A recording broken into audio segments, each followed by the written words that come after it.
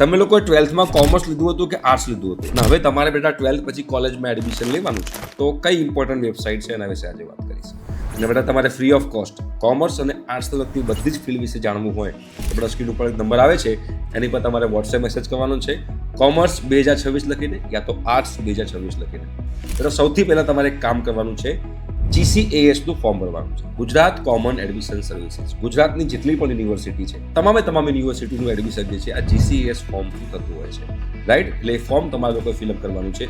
હાલ કદાચ તમે સર્ચ કરશો તો વેબસાઇટ કદાચ અંડર મેન્ટેનન્સ હશે, બટ એ વેબસાઇટ તમારે કન્ટિન્યુઅસ જે છે એમ જોતા રહેવાનું છે અને એમાં જે પણ અપડેટ આવે એ પ્રમાણે તમારે ફોર્મ ભરવાનું છે. તમારે અમારી સાથે 1-to-1 free of cost counselling કરાવવું હોય કે ભાઈ કઈ ફિલ્ડ સારી, કયા પ્રીમિયમ કોર્સિસ છે જેમાં તમે જઈ શકો, કોમર્સ કર્યું હોય કે આર્ટ્સ કર્યું હોય તો ફટાફટ જે સ્ક્રીન ઉપર નંબર આવે છે એની પર વોટ્સએપ મેસેજ કરજો.